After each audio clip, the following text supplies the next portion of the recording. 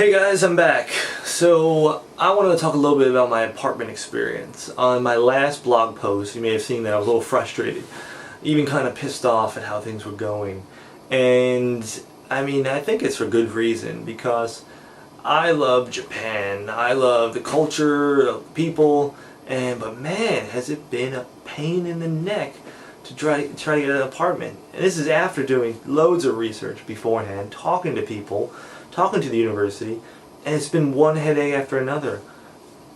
Finding real estate agents that take me around, finding apartments that don't reject you straight away, finding apartments, getting an owner to accept you after they first accepted you, and now that you actually want to apply, they're like, oh well, man, I was just joking. I don't want to accept you. And then, even if you're accepted by an owner, having them say, well, we want you to use these guarantor companies, and having the guarantor companies then screen you and let you know that now you don't speak Japanese, so so we can't give you insurance, or you're rejected. And so in my last post I was saying I got rejected by this guarantor company, and I'm kind of like in like no man's land. I don't know what's happening. So things are moving so fast. I'm like, am I going to lose the apartment? Am I going to be able to move in? Classes are getting, harder. Group projects are going. So I finally got in touch with my agent, and he was saying that, listen, let me talk to the owner and see if I can get an English guarantor company. Now, well, not an English guarantor company, but a company that is friendly towards gaijin, or foreigners, and that they service Japanese clients, but they also service foreigners. So I said, this is a good idea. So he calls up the owner, and he talks to him, and he gives me a call back and says, yes, we were successfully able to get the owner to agree to use this other guarantor company. And so I'm like, sweet, I just gotta wait for the call. So they call, and they ask me very standard questions. They're very nice, like, how do you plan to transfer money from the U.S.? How much is your scholarship? What's your wife do? How long do you intend to stay in the apartment? Pretty straightforward questions. Very easy, no problem. They asked to get my wife's number. They asked to get the Japanese family that I'm staying with's number. And I think it was half a day later, I was approved. And so finally, after finding a place that would even look at my application, getting the application to the owner, getting the owner to approve it, finding a guarantor company, getting one that would approve it, I am pretty much at the last leg of the apartment hunting trip. I'm coming up on 2 weeks in Japan, and I basically am about to get an apartment. And so it couldn't have come in a better time, because man, if I didn't get one, I would be screwed. Because as I was mentioning, my classes are picking up, the intensity level is getting higher, the trains are getting more crowded, and so it worked out really well. So what do I have to do now? Is I'm living in Nakano, or my apartment's in Nakano. I'm going to put tons of footage up of where it's at once I get settled. Again, I'm kind of living out of a suitcase right now, so there's not going to be a lot of footage because the operation's not, efficient right now. But it's about a 5 to 7 minute walk from the station. Awesome area, nice place, not the biggest one. You'll see pictures, it's kind of cramped, but it's Japan, it's Tokyo. And so, next steps, I'm going to move in October 1st. Today is the 25th, and so I got to pay a bunch of stuff. 2 months deposit, which I'll get back as long as I give the owner, I think, a month to 2 months notice when I'm leaving. And I've got to pay the first month's rent. There's no agency fee, which is great. And there's no key money, which is sort of like the gift to the landlord. So I'm saving about 2 months rent by going with this place, which is great. No maintenance fee and no other BS, on top of that. So I got to transfer the money into this holding account. I've got to go there on October 1st, sign it, and they give me the key, and I'm done. And so I'm pretty psyched about that. But in terms of the ordeal, my recommendation, if you're coming to Japan and you're trying to study here, don't even bother. Unless you have more time than I did, don't bother trying to get an apartment. well, yeah, maybe I could have changed my my criteria, but if you're pretty set on a particular area or criteria, be ready to negotiate. No, no, not negotiate. To give up or give on some of those criteria, because more likely than not, if it's a good area or if the area is popular, it's going to be way tougher to get a place. So what I would have done is probably stayed at the dormitory, saved some money, enjoyed myself a little bit more, but I went for the apartment and I kind of made my bed. I had to sleep in it. So that's the apartment. Really happy, that's going well, and I finally get settled. And there'll be a lot of other episodes on like IKEA or IKEA in Japan, and different stores I get to go putz around and find appliances. So what else have I got here? Blah, blah, blah. My little laptop over here. Japanese Costco. This is fun.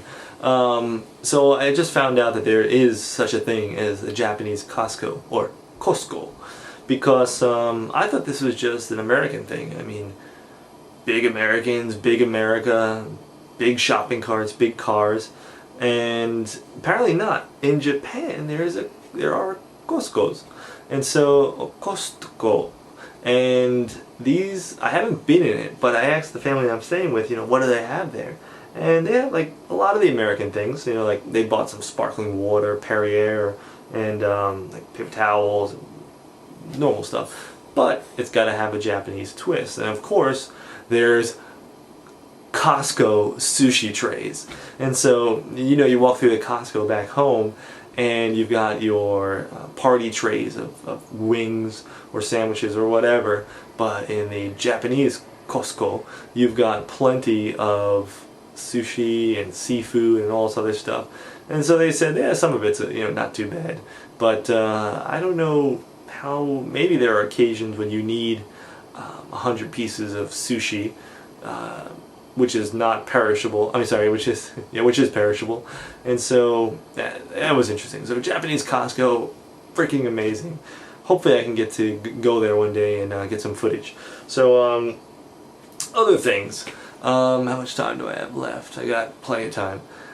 Japanese food, convenience stores, and how nice still the family is being, to me here in Yokohama. So not sick of me yet. But I'm blown away by the quality and the knowledge of food that people in Japan seem to have. And what do I mean by this? I mean the focus on a balanced meal. I've gotten a lot of feedback from people, sometimes strangers, saying, hey, you're not eating enough vegetables, you should reconsider your meal. Or what is it? That's too much starch on your plate. And so I'm getting a lot of good feedback, and I feel pretty obligated to eat more fruits and vegetables because people are calling me out on it. In America, I mean, people will sometimes do that, but it's more of like a group thing in Japan. I feel like the hive is turning on me, so I gotta eat healthier. And so in addition to that, the folks here in the house, they've been doing a wonderful job just keeping me fed, which is fine with me. But in terms of breakfast, Japanese style, you've got your miso soups and your rice, grilled fish. But what's recently been happening, I've been having all these like wonderful bagels with smoked salmon, capers, and tomatoes and onions. Like, this is Japan, right? But that breakfast has been awesome. Like, it's just like it's like a well-oiled machine to get all this food out of the house for the son and the husband. And there's just there's some that I'm grateful to have some as well. So the food has just been awesome, and just a ton of fun. So thank you to the folks here in Yokohama. Wonderful, wonderful family. And alright, so Japanese convenience stores. I mentioned that they're unique. I bought some stuff there. You saw my episode about the beer and the mystery alcohol. But I've learned a few things in my 2 weeks in Japan, or almost 2 weeks. Apparently, there are different layers, and what would you call it? tiers of Japanese convenience stores, or kombini. And there are a number of convenience stores, 7-Elevens, Lawson's, Sunkist, etc. But apparently there are different tiers that cater to different clientele. And what do I mean by this is, well, you walk into some of these shops and the products that they have, there's actually a convenience store. You may have heard of the 100 yen shop, or like the dollar store in the US. There is a 100 yen or dollar convenience store where everything in the store is $1. And you may think that this is awesome, I can get a bunch of cheap food.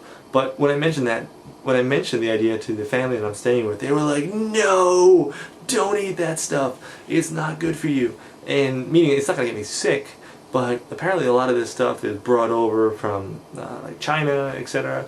And there may be chemicals in the food, or the preservatives, and blah blah blah. It may not be the freshest stuff you're going to get, or it's just not processed the way they would like it. And so they said, do not shop at the 100 yen shop, or for the convenience store. But I don't know, I may give it a shot and see how it turn out. But I don't know if you guys had feedback on that. But 100 yen dollar shops for convenience stores, but that's at the very bottom of the tier. Then there are the normal end of convenience stores, convenience shops, and so these are the regular Lawson's or the regular Sunkist or 7-Elevens, and they have like your typical stuff, your beers, your teas, snacks, office supplies. These are normal things, right? Toiletries, everything that you can think of in terms of convenience. Then above that, which I don't think I've seen yet, maybe I've walked into a few, but apparently there's a premium convenience store with even better products. Now, convenience stores in general are freaking awesome in Japan. I've printed out projects there. I've gotten things copied in convenience stores. I've purchased DVDs when I was bored on weekends and I wanted to watch, a J-drama or something. You can get whatever the hell you want in a convenience store, just checking the time. And so it's like, that's freaking awesome. So I would say that over time I'm going to check out these different convenience stores, but for now it blew my mind that there are different tiers that you could actually go out and sample like different stuff, and to stay away from the 100 yen shops for convenience stores. I might still go there. And on the flip side, there are 100 yen shops for materials like bowls and cups and whatever. And so that seems really lucrative. But again, the family was like, no, don't shop there.